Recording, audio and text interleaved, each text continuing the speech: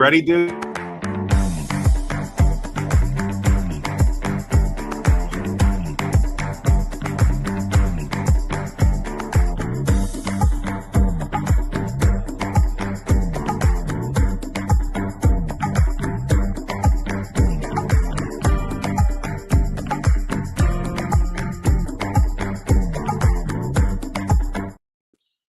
Hey, IT Nation, Sean Lardo here, evangelist here at IT Nation with another episode of IT Nation Europe, we'll just call it, because it's called IT Nation Europe and it makes it easy, with my special co-host, as always, Dan Scott. How are you this morning, this afternoon? I'm doing good, Sean. How are you?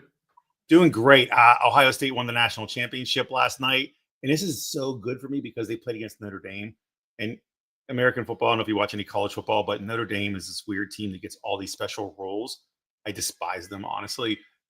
So nothing better than watching them lose in the national championship game. So I'm happy. I was up really late. And for those of you that don't know, I'm on the East Coast in the United States. So right now it's 6:02 a.m. And, you know, for you it's 11:02 a.m. But yeah, I was up until about 12:30, 1 o'clock. And I was all wound up from the game, even though the game was over like at 11. It took me hours to like decompress and then go to sleep. So feeling great, ready to go. I brought Betty White with me and I'm ready. So Dan, this is like your baby right now, this episode, right? This is the one I've been waiting for. I know. Yeah. You talked about this for a month or two. I don't get nervous about a lot of things, but this morning I've been a little bit nervous. I'll admit, it's been a little bit, a bit of butterflies there, that kind of thing. Make sure I do a good job, and yeah, absolutely. Yeah, today it's all about the guest keynote today. This is huge, and someone who I'm so excited to announce. Yeah, exactly. Is so excited. Been working on it for months. And it's been superb. But one of those things, like I have a series of post-it notes on the bottom of my screen that I use to remind myself of stuff. And like one of them is like my NDA color of like, Dan, don't talk about this. You know what I mean? It's the only way of reminding me to do stuff. Got rid of a couple of them recently, which is good. And this has been one of them. But now we can finally talk about it. We finally can. I'm going to come back to it, Sean. Like the most valuable asset that our guests at the conference can invest with us is their time. That we've said it time and time again throughout all these live streams. Our job is to take that investment and nurture it and deliver a return on that investment, because that's what you want when you invest something, isn't it? You want a return. What does that look like? That looks like the skills, the knowledge, the mindset, and immediately actionable tips, tools, strategies, golden nuggets, whatever you want to call them, that people can take and use to go and grow their teams, their businesses, their leadership, their personal lives, you name it. That's what it's all about. And our keynote speaker, I think, delivers it all. Absolutely delivers it all. So before we get more into that, I know we have like a minute. We got to get this gentleman on. Any other updates we should know about for IT Nation Europe? Is there anything somebody should know about that doesn't know today? Yeah, well, again, more agenda content has gone live on the website. Simon's already on it, as you can see down there at the bottom with the details on the event. Thank you, Simon. theitnation.com for all the details on the conference. Really nice, easy, no spaces, no nothing. theitnation.com. Go on and take a look. But we put more agenda content up there, including number of our community panels, our community leader panels that are going to be happening now. Again, feedback from our 23 event was we loved seeing community-driven content. We want more of it. So we've hugely increased the percentage of our breakout agenda content that's being delivered by your peers within the industry. And those panel sessions, again, the feedback on them in 23 was off the charts, because people get that variety of opinion and thoughts and ideas from different people leading different kinds of businesses in different ways. So we're delighted to really max that out this year and really drive the number up of the people that are going to be taking part. So go take a look. It's going to be great. Absolutely. Also, a second ago that we still were offering the early bird special for registration. So those trying to attend probably should take advantage of the pricing now. But 9 days to go, I think, as we record. Holy heck, yes, it is 9 days. So make sure you all get on there, register. I'll be there. Dan will be there. I mean, that's reason enough, but I feel like our guest today is probably the biggest reason, because one thing that we do know, come back to your community content, every owner that I meet, every MSP I meet, whether even users, not just even the owner, they're always looking for a way to do better and improve and scale the business, right? And actually today's topic, and I'll let you do the intro of him, but I love it because of it talks about not chasing your clients, because I think it's a huge problem. People are desperate and they feel like they have to offer everything under the sun just to get a client. It's like, oh, do you mop floors? Yes, I do. Do you do windows? Yes, I do. Do you drive cars? Yes, I do. Meanwhile, you're an MSP. You do technical work, So I love that. I love the conversation, but I'm gonna let you make the introduction of Absolutely. your favorite ever, honestly. Absolutely delighted to welcome our guest keynote speaker for IT Nation London, best-selling author, successful serial entrepreneur. I didn't know until I started doing research just how many businesses and areas and places that this person's been involved in and has helped to drive to success. And global key person of influence. Please welcome Mr. Daniel Priestley. Daniel, out you come. Hey, Dan, Sean, good to see you. Good morning. Good morning. Thank you so much for joining us. I'm excited. Can't wait to be at this conference. Amazing. And thank you for being our guest keynote speaker for IT Nation Connect Europe 2025. It's an absolute honor to have you on the agenda. It's been an honor to be selected. Thank you.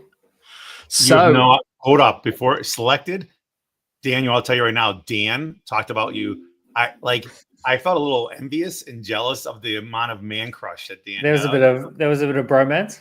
It was a little awkward for me. I felt like I was the third wheel already before I even met you. Yeah. He's just jealous. I'm very jealous. Yes, envious. I said envious. Yes, jealousy, envious, whatever it is. But like literally, he kept talking, and he wouldn't even tell me who you were. He couldn't tell me the name of you even. And I was like, dude, like you're seeing somebody behind my back. It's just it's starting to feel a bit creepy, a bit weird, but I'll roll with it. Yeah. That happened sooner.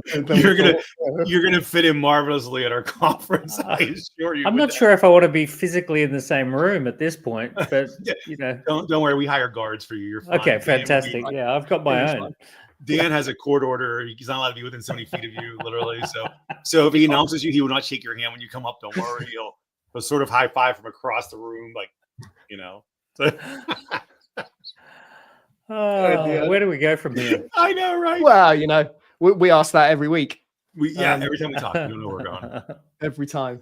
Daniel, first of all, as well, congratulations. Now, double Diary of a CEO attendee and appearing guest. Absolutely fantastic. Social media content. That's been wild. That dropped yesterday, and it's had like 500,000 views on Diary of a CEO. So, it's wild. That's amazing. So, I want to talk about a few things there, because one thing about our space, and we were just talking about before we brought you on, is we work with a ton of entrepreneurs, right? That are accidental entrepreneurs, probably a lot of them, right? They start off working for a company as an IT person. They start finding jobs on the side, kind of to make extra money in a lot of cases. Yep. They realize, wow, I have something, right? And then they do this, and they have some clients, and they're like, I'm going to go do it on my own. And then they just putter out, right? And because they don't know what the next step is really. They have not thought of a go-to-market strategy. They haven't thought about anything. Mm-hmm. And your topic about not chasing clients, I think it's great because that's one of the biggest problems they have. They spend so much time trying to court a client that they didn't do anything else after. They did nothing else, just in the event of that date doesn't work. There's no other dates lined up. Yeah, it has that desperation energy to it. It's that I need you to sign up or else I'm in trouble. And we want to flip the script on that. We want to have with or without you energy, which is my business will be fine with or without you. We have plenty of people to choose from. And ironically, when you've got with or without you energy, people are more excited to work with you. Sure. But we've got to do it for real. It can't be an act. I couldn't agree more. And so we want to give some tips but we don't want to give away your whole speech, of course, for the show. What is one or two things that you suggest that the biggest issue with this industry is that most of the people who get into MSP businesses, they think about what they do from the supply side of not the demand generation side. So the supply side is basically what we deliver to clients. If I was to ask someone, tell me what you do, most people are going to say, well, these are all the things that I can supply to a client once I've got a client. It tends to be that the very successful entrepreneurs think about how to win clients a lot more than the supply side. They tend to outsource the supply side. So one of the, if we think about business as just a balance between demand and supply, the point that we're trying to get to is excess demand. We want to have the ability to look after 40 clients a year, but the 60, 70, 80 people who would like to sign up and have signaled that they're interested, so that we can select how many we want to onboard and who we want to onboard. So one of the biggest shifts is shifting people's mindset from, if you're the business owner, the mindset has to shift from being more demand generation focused than supply side focused. The other big shift that's happening at the moment, a lot of people's clients are going through this as well, but the big shift is from what's called geography to ICP. So from geography is my business exists within this location, to my business exists to serve an ideal customer persona. And that's a big change in mindset. So if I say to someone, tell me about your business, and they say, well, we're based in Milton Keynes, I go, okay, so you're still in the geography mindset. Or if they say, we specialize in working with dentists, okay, now you've got an ICP, an ideal customer persona. Once you shift across to the ICP, you become hugely scalable. 70% of the world's population has fast internet, 1.8 billion people speak English. So as soon as you can identify who is my ideal customer persona, you could have customers anywhere in the world. You could be doing something special for them. You could actually develop a unique approach for that particular customer persona. And then it's very hard to compete with you because you're the best at that person. Geography is a terrible competitive advantage at the moment. It's not really a competitive advantage at all. But yet some people still cling to it. So we want to get rid of that mindset. We want to get rid of the supply side focused mindset, and get good at manufacturing demand. So Daniel, I'd like to pick up on the topic of mindset for a second with you, because when we talk about shifting gears, changing how we currently operate, getting out of our habits and creating, new habits around us and a new world, one of the things that people have got to sort of grasp the thorn on is that fear of failure, of what I've done for X, I can keep doing it. I kind of got a rhythm. I've got a habit. I've iterated it. I've compounded my learning of what I've done. Talk to us about mindset around how you and how others can learn to approach failure. It's often the case that our winning mindset becomes our losing strategy. So whatever got us to this point is often the thing that holds us back from going further. So for example, if an early stage entrepreneur has a mindset of, I will do everything myself because I want to save money, that winning mindset that gets them to their first 100,000 of revenue prevents them from getting to 500,000 of revenue because they're not willing to delegate. They're not willing to outsource anything. They've got the mindset of, I have to do everything on my own. So it might have been a good idea to do that, for the first 6 months, but it's probably not a good idea to do that for the first 6 years. And there's all sorts of those. So the winning mindset of being really available to customers, where you say, hey, if I've got a customer, I'm always going to be available to them, and it's me personally, and it's my mobile phone number that they've got.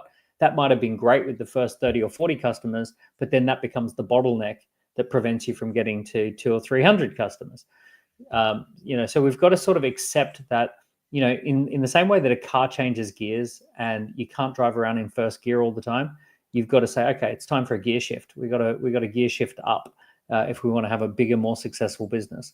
We've got to stay away from being a commoditized, low margin business. We've got to be specialized, high margin. We've got to be in line with the biggest trends that we can. And to do that, we have to be willing to shift our mindset first. And with if we're looking at how people approach their day-to-day, how they perceive their world, how they create their outcomes. One of the things that you talk about in some of your books and your podcasts is engaging different parts of the brain and engage how people can use and shift that gear within themselves. Could you talk to us a little bit about that? Yeah, it's a little bit cheesy, but I tell people that they've got 3 brains, which is the reptile, the autopilot, and the visionary. So the reptile is, fight, flight, freeze, freak out, have tantrums. People who work in IT often come across people who are in reptile mode when their website goes down. Right? You've probably supported some people through their reptile mode moment, and you've probably also, most people have had their own reptile moments where they're not their best self. Let's put it that way. The most pernicious one is autopilot, which is just simply running the same script over and over and over again, just doing the same thing, same week, not stopping, not thinking, not disrupting yourself, just kind of like cruising on autopilot. And then the visionary is the different. That's one of the reasons we go to conferences, to get into the visionary mindset, to get out of our day-to-day reality, to rub shoulders with different people, to have bigger conversations, to be thinking 3 years out, 4 years out, 10 years out. Where do I want to take my business? What's possible rather than what's probable. So the autopilot just thinks about what's probable for the week ahead. The visionary thinks what could be possible if I really tried, or what if I adopted a different approach. So the visionary is reverse engineering the future as opposed to forward engineering the past. And in order to go visionary, we really do have to change environments. It's almost impossible to do this if you're in your normal environment. You've got to be hearing new ideas, spending time with new people, being around, new energy, new vibe, and letting a little bit of that rub off. And that's the reason to go to a conference. So essentially, we talk about a lot, working on your business rather than just in your business. Yes, that's a great way of saying it. From that headspace. Yeah, absolutely. There's another thing, based on, I spent almost a decade in the Army, right? And the one thing, and I stole this line from my boss, because I was crying because he was making me like run a lot of miles and do a lot of push-ups, and I thought I was going to die. And his line to me was, "You can't have progress without discomfort." Mm-hmm. And based off your three brains that you mentioned, two of those fit that almost right then and there, where you can't have the visionary without being willing to get away from that autopilot. Yeah, and that's uncomfortable. And to the original question was, people have always done it this way, and we're good. I'm in a groove. I'm good, but they're not good. Yeah. So how do you, how's that conversation look though? Because that's it's almost like if you're helping somebody grow in your space and you're talking in your position, it's a therapy appointment almost, right? Well, often when I go from stage, we show lots of case studies and examples and frameworks. Mm-hmm. So there's two parts to this. Part one is like what you're saying. You can't read the label when you're inside the jar. So you got to get out of your business in order to see it objectively. And then the second part is you need some inspiration. You need to see, well, what are other companies doing that's working? What are some of the strategies that produce fast growth? What are some of the strategies for producing higher margins? And you want to be able to be around two things: examples and frameworks. Good examples showing you recent examples of people who have done it, and the framework for what are the step-by-step things to do in order to do it. Gotcha. That's fair. So you're actually showing the case, the reason why. Here's the reason why. Yeah. If it's one-on-one, I'll do therapy if it's one-on-one. But right. Well, at some point, we need a couch and a box of tissues. And maybe chocolates, because you need chocolate afterwards. I feel like that's to cry on, right? I love the idea about the frameworks, because there's always this misconception that you can hear it in conversation with people. Oh, this person's really successful because their business looks after this certain vertical of industry, or this person's really successful, or this business is really successful because they're based in this place. Could be London, for example, and everyone there's got tons of cash and things like that. But the way that you put it and you describe it is really, it's just about having the right mindset and then the right approach and the right following the right process. Well, it is today, because business is a choose your own adventure. You as the entrepreneur, you as the founder, you get to choose how you want this business to be. I mean, let's say that's true. Maybe there is a vertical that's more affluent. Why aren't we moving towards that? If we know that information, maybe there are customers in a certain location that do have more money to spend. Why aren't we running some campaigns there and attracting them? The beauty of today is that we can break free of geography.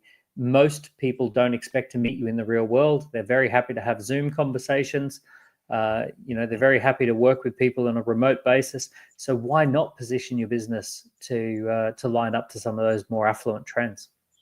One of the things that we hear a bit, and I'm sure you have in your entrepreneurial journey, working with and alongside MSPs, is the difficulty of conveying a message that, as technology professionals, our members, our community members know so well. They know what's best for someone's company, business, when it comes to how they can provision their technology or things they've got to move them away from or to deliver a benefit.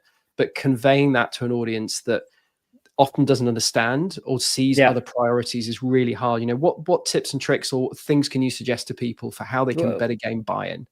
Well, the beauty now is that we have, you know, tools like ChatGPT, where you can ask for an analogy. You can actually say, how would I take this technical solution and explain it to someone who's non-technical?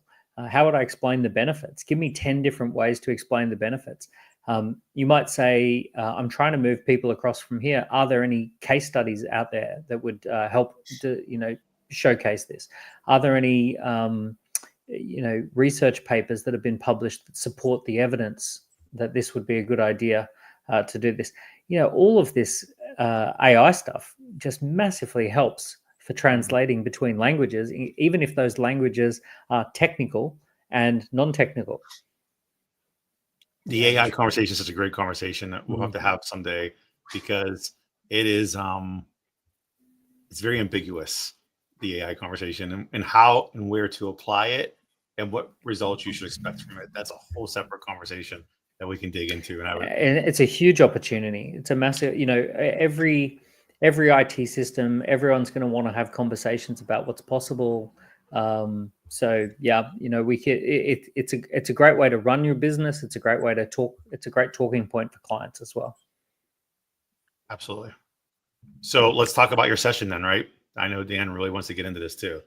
You know, again, I started off by talking about the chasing client aspect, but let's talk about, like, what should we expect from this conversation? So in the session, I'm going to introduce two concepts. I'm going to introduce the idea of official capacity, and I'm going to introduce signaled interest. And essentially, official capacity is where we calculate officially, for you to have a great year, how many clients, you know, would you take on? What type of clients would those be? What would you do for them? And we invent an official capacity for the year ahead. And let's just say, for simple, numbers, let's say that it's 10 clients. And then what we want to do is run campaigns that create a store of signaled interest, where people are signaling that I want to be one of those 10. And we're trying to build up the signaled interest to 5 to 10 times the official capacity. So we want 50 to 100 signals of interest for those 10 units of official capacity. It's very methodical. It's very mathematical. And then what we'll do is we'll go through a framework as to how do you generate signaled interest at a level that's much higher than your official capacity. What are the campaigns that you might run to do that? Nice. Amazing. What, and if someone's listening today and thinking, what am I going to be able to go and do with this? What are the outcomes going to be for me as an MSP or as a leader within an MSP? What would you say that are the outcomes for people? There's three big outcomes. The first one is typically growth. You become more in control of your growth. You can grow the business in a more predictable way. You've got your hands on the levers for growth. Second thing is you can be more selective with the types of clients that you want to take on. You can pick and choose rather than being, on the back foot waiting for something to come in. And then that leads to the third thing, which is wider margins. When you can pick and choose the best clients, then it typically means that you can charge a price that makes a little bit more sense for both parties, because different types of clients see value differently. For example, let's imagine a marriage therapist, a couples therapist.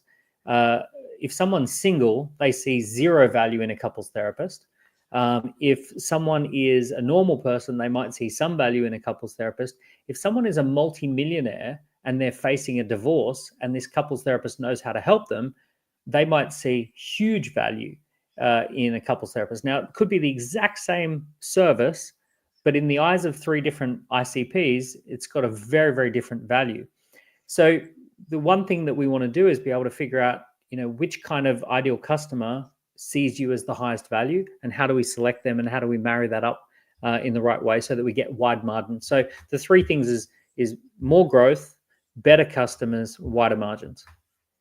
So the therapy thing really resonates because of today. Now that you've entered into the picture, Dan and I have to go to couples therapy. I think you need to, yeah. We do. So thank you for that reminder.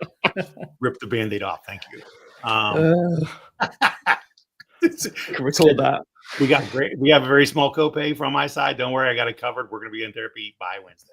That's all there is to it. we'll be all good by IT Nation Europe. We've done worse. You'll know each other's love languages. Yeah, I already know mine. I can tell you right now, it's no problem. You know, I'm more about affection, touch, and affirmation. I need in my life, and we're good. We'll see you. We'll see you in person. Yeah, absolutely. I think that whole love language thing is almost spot on, but it's nonsense that they say you pick one. There's no way there's only one for anybody. Nobody's ever said one. They always have two. I want it all. I want the gifts. So do I. I want the words. I want the cuddles.